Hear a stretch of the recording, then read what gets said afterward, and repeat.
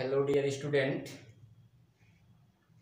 मैं इंसान अली, सुभागी देवी माध्यमिक विद्यालय intermediate college Allahabad welcomes all class 8 student in this my virtual class, in this my online class।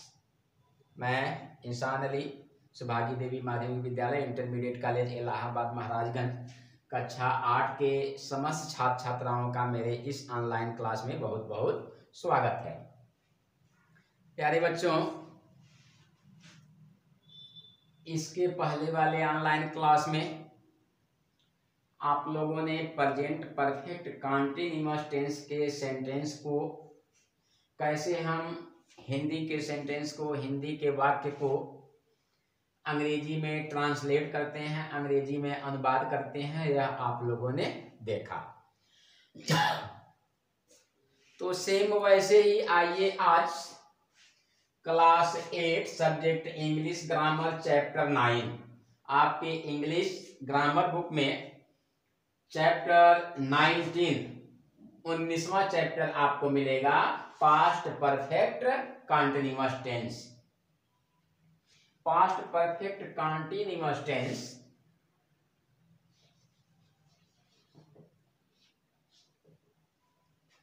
के विषय में आज हमें और आपको पढ़ना है। टॉपिक आपका chapter 19, topic past perfect continuous, teachers ने मिस्टर इंसान अली, SDMBIC इलाहाबाद। तो आइए सबसे पहले हम चर्चा करते हैं पास्ट परफेक्ट कॉन्टिन्यूअस टेंस के सेंटेंसों को। पास्ट परफेक्ट देखिए, पास्ट मीन्स अतीत, स्पेंडिंग टाइम, बीता हुआ समय। परफेक्ट मीन्स कंप्लीशन, पूर्णता। कॉन्टिन्यूअस कीजलिस, निरंतरता, लगातार जारी रहना। अब ऐसे सेंटेंस जिनसे अतीत काल में कुछ कार्य कंप्लीट हो और कुछ कार्य अभी जारी हो, पास्ट टेंस में अतीत के समयों में, बीते हुए समयों में अगर कुछ कार्य पूर्ण हो चुका है और कुछ कार्य जारी है, तो वैसे सेंटेंस कहलाते हैं पास्ट परफेक्ट कॉन्टिन्यूअस। इसमें किसी समय से, देखिए, अतीत काल में, भूतकाल में, किसी समय से, किसी समय से किसी समय तक रहा था,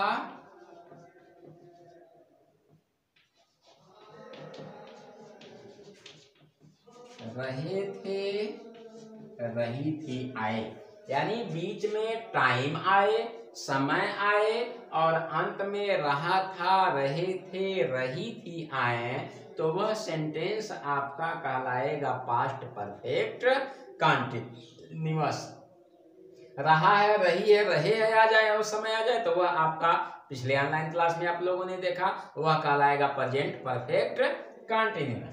तो समय रहे किसी समय से, उसके बाद अंत में रहा था, रही थी, रहे थे, आए, तो वह सेंटेंस आपका कहलाएगा पास्ट परफेक्ट कॉन्टिन्यूअस।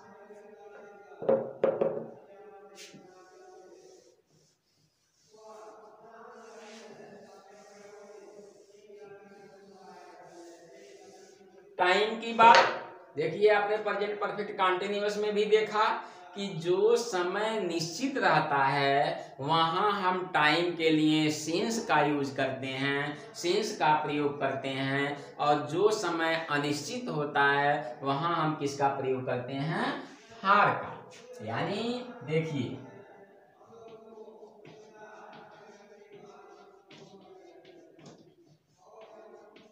निश्चित समय के लिए किसका प्रयोग करते हैं, समय के लिए सिंस का प्रयोग, और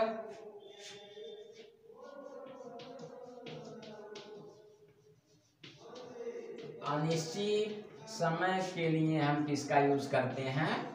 फार का यूज करते हैं। समय से पहले जहां से का यूज होता है वहीं हम सिंस और फार का प्रयोग करते हैं।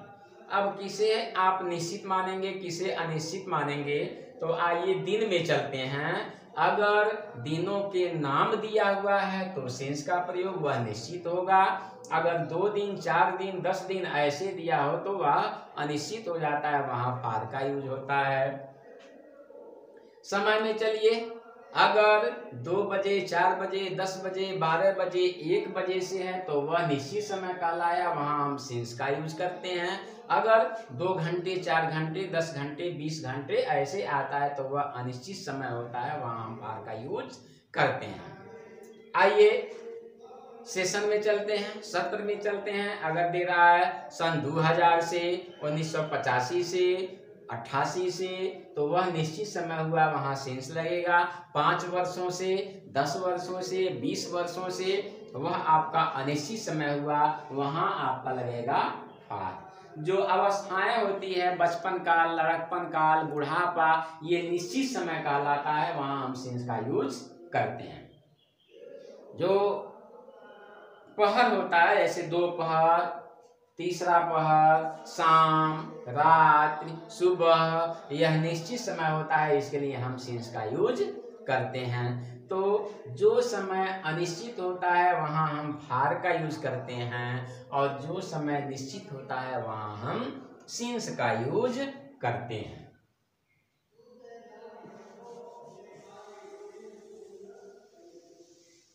अब आइए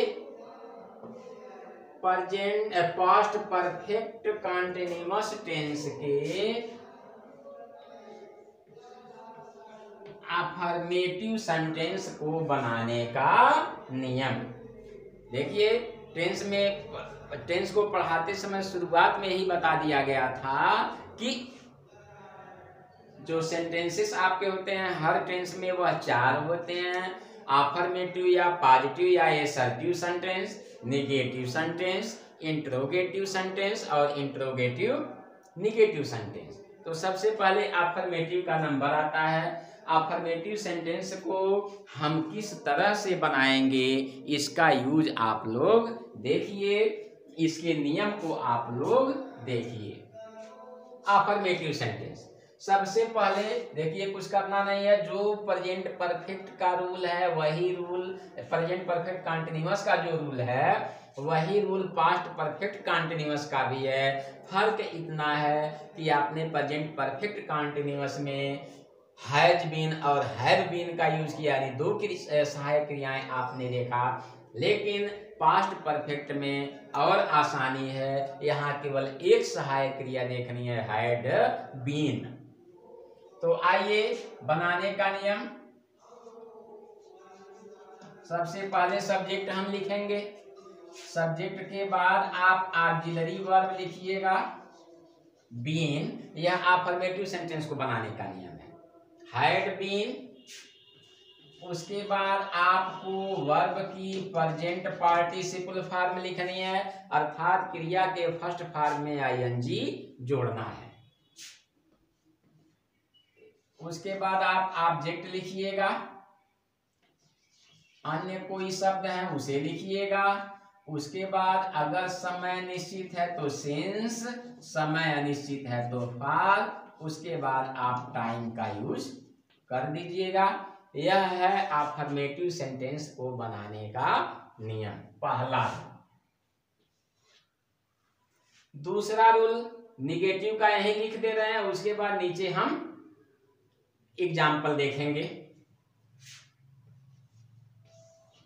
यह है अफर्मेटिव का, यह है निगेटिव का। पहला रूल आपने अफर्मेटिव का देखे, दूसरा रूल आप देखिए निगेटिव का।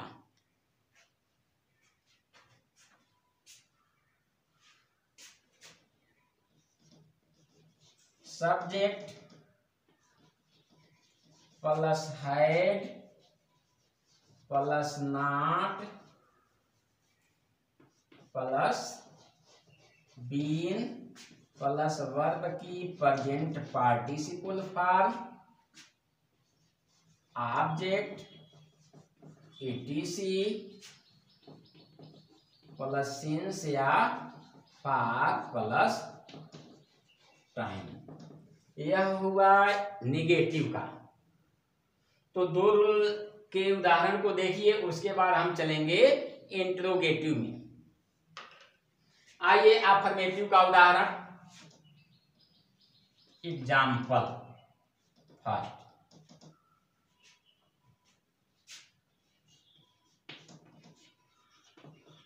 सोहन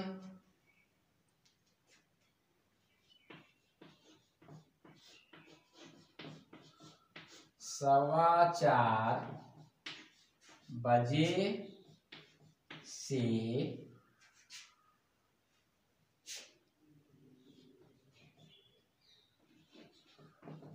लकड़ी काट रहा था। देखिए अफर्मेटिव सेंटेंस, इसमें कहीं नानुकुर नहीं है, कहीं प्रश्नवाचक नहीं है, तो यह सेंटेंस कहलाएगा अफर्मेटिव सेंटेंस। सोहन सवा 4 बजे से लकड़ी काट रहा था, और अफर्मेटिव का यही रूल है। तो सबसे पहले आप सब्जेक्ट लिखिए। सब्जेक्ट यहाँ क्या है? सोहन। उसके बाद सहायक क्रिया लिखनी है हैड बीन।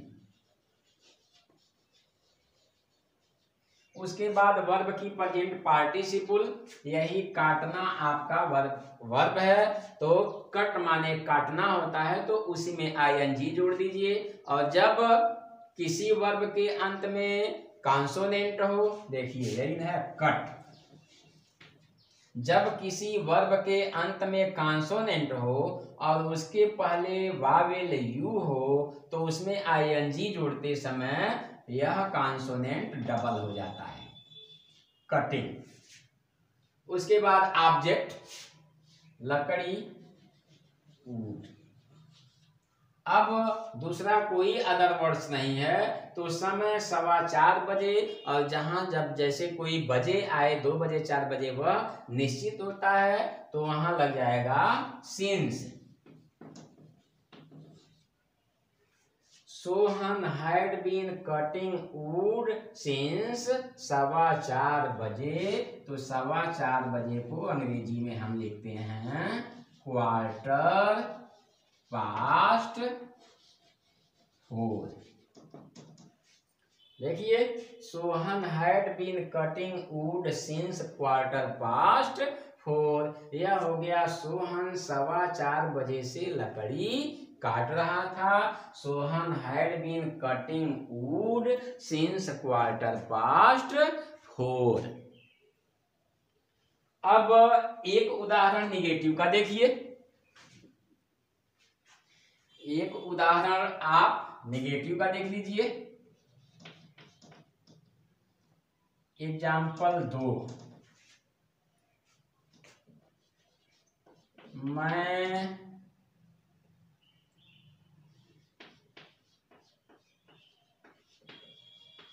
2 दिनों से अपना गृह कार्य समाप्त नहीं कर रहा था। मैं 2 दिनों से अपना गृह कार्य समाप्त नहीं कर रहा था। देखिए रहा था, रहे थे, रही थी आया, बीच में नहीं आया, निगेटिव हुआ, और 2 दिनों से टाइम आपका है ही। तो ये वाला रूल अपना लीजिए। सब्जेक्ट लिखिए आई, उसके बाद हैड प्लस नॉट जोड़ देना है, नॉट बीन। समाप्त करना यही आपका वर्क है, तो फिनिश में आईएनजी जोड़ दीजिए।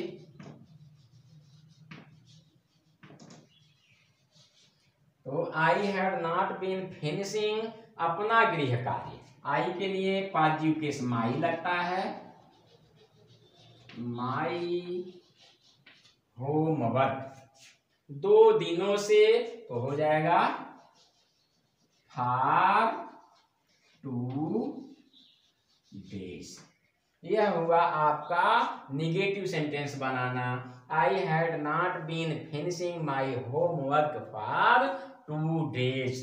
तो इस तरह से आप नेगेटिव सेंटेंस को बनाने का कार्य करेंगे। इसके पश्चात आता है आपका इंट्रोगेटिव सेंटेंस। तो इंट्रोगेटिव सेंटेंस बनाने का नियम आप लोग देखिए।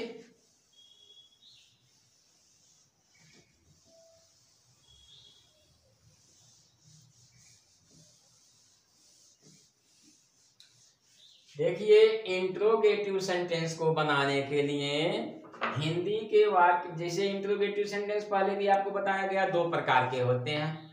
इंग्लिश में अगर आएंगे तो ऐसा इंट्रोगेटिव सेंटेंस जिसकी शुरुआत ऑक्सिलरी वर्ब से हो, और एक ऐसा इंट्रोगेटिव सेंटेंस जिसकी शुरुआत प्रश्नवाचक शब्द से हो। वहीं हिंदी में आप आएंगे तो हिंदी में ऐसे वाक्य जिनकी शुरुआत प्रश्नवाचक शब्द क्या से होती है, तो उनको बनाने का आप नियम देखिए। ऐसे सेंटेंस जिनकी शुरुआत, हिंदी वाले वाक्य जिनकी शुरुआत प्रश्नवाचक शब्द क्या से होती है, उसको बनाने का नियम क्या है? देखिए, अगर हिंदी के वाक्य में शुरुआत प्रश्नवाचक शब्द क्या से होती है तो आप हैड, जो हैड बीन है उसमें से एक केवल हैड पहले लिखेंगे, फिर आप सब्जेक्ट लिख दीजिएगा, उसके बाद तब बीन लिखिएगा। बाकी सारे रूल वही हैं, अंत में आपको केवल प्रश्नवाचक चिन्ह लगा देना है। और अगर हिंदी के ऐसे वाक्य जिनमें प्रश्नवाचक शब्द कहीं बीच में आता है तो उसके लिए आप क्या करेंगे? सबसे पहले आप उसी प्रश्नवाचक शब्द की अंग्रेजी लिख देंगे, उसके बाद तब सहायक क्रिया हैड लिखेंगे, फिर सब्जेक्ट लिखेंगे, उसके बाद बीन लिखेंगे, उसके बाद वर्ब की प्रेजेंट पार्टिसिपल, ऑब्जेक्ट, इटीसी, अंत में यहां भी आप क्वेश्चन मार्क। तो प्रश्नवाचक वाक्यों को बनाने का 2 नियम। हिंदी के वाक्य जिनमें प्रश्नवाचक शब्द क्या पहले आता है उसमें ये रूल लागू होगा। हिंदी के ऐसे वाक्य जिसमें प्रश्नवाचक शब्द बीच में कहीं आता है उसमें दूसरा वाला रूल लागू होगा। जैसे ऊपर वाले नियम के अनुसार देखिए, क्या सरोज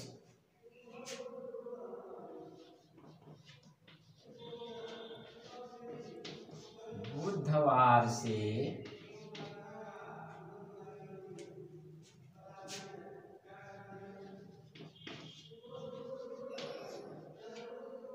क्रिकेट खेल रही थी। देखिए, क्या आया पहले, बीच में टाइम भी आया, डेट है, दिन है। इसको इस नियम से बनाइए। सबसे पहले आप सब्जेक्ट लिख दीजिए, सॉरी सब्जेक्ट कर रहे हैं। सबसे पहले आप ऑक्सिलरी वर्ब का एक पार्ट हैड लिखिए, उसके बाद सब्जेक्ट लिखिए, उसके बाद तब बीन लिख दीजिए, वर्ब की present participle form, playing cricket बुधवार से, सिंस वेडनेसडे।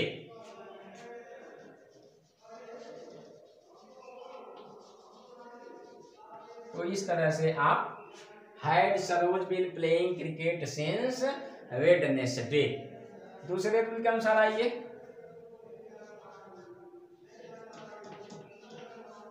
मनोज सुबह से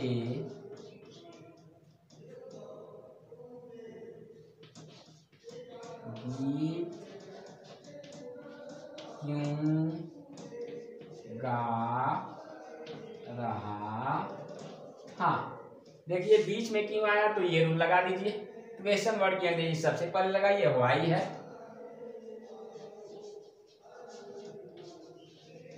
उसके बाद subject, Why had Manoj been singing a song? सुबह से डिफिनिट टाइम है, निश्चित समय है, तो since morning. Why had Manoj been singing a song since morning? तो यह हुआ आपका इंट्रोगेटिव सेंटेंस।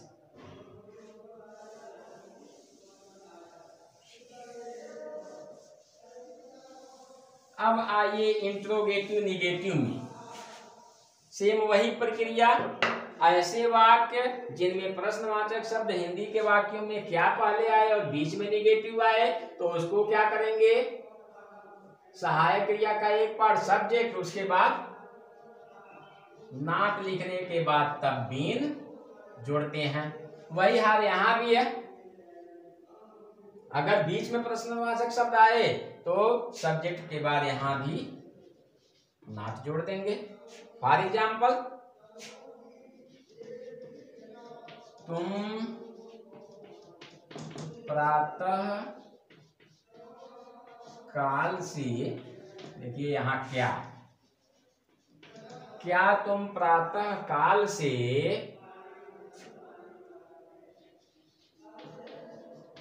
खाना नहीं खा रहे थे।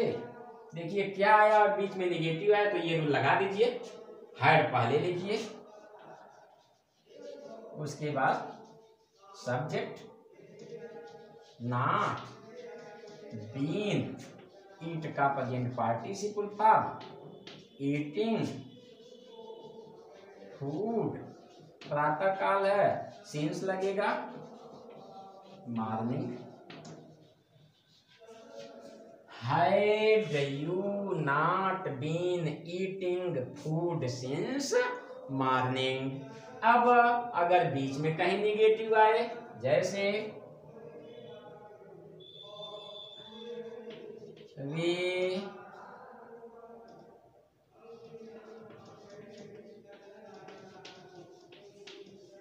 2 दिनों से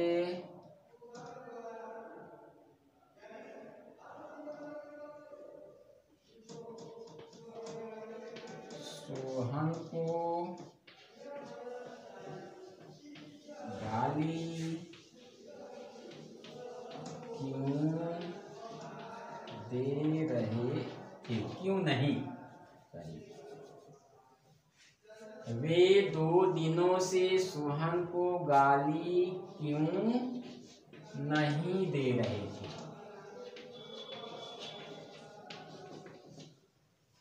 देखिए बीच में क्यों आया प्रश्नवाचक शब्द और निगेटिव आया, तो सीधे ये रूल लगा दीजिए।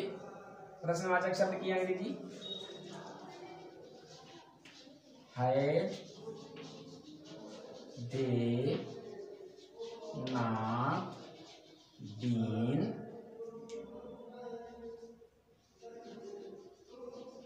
abusing सोहन 2 दिनों से for 2 days। तो इस तरह से आप पास्ट परफेक्ट कंटीन्यूअस टेंस के अफर्मेटिव सेंटेंस को बनाने का नियम देखें, निगेटिव सेंटेंस को बनाने का नियम देखें, इंट्रोगेटिव सेंटेंस को बनाने का नियम देखें और इंट्रोगेटिव निगेटिव सेंटेंस को बनाने का नियम आपने देखा। अब आपको इस टॉपिक से संबंधित, पास्ट परफेक्ट कंटीन्यूअस टॉपिक से संबंधित वीडियो ऑनलाइन आप देखिएगा। इससे संदर्भित जो आपको एक्सरसाइज होमवर्क दिए जाएंगे आप उन्हें करिएगा। अगर कोई रूल समझ में नहीं आएगा तो आप मुझसे कांटेक्ट करिएगा। धन्यवाद।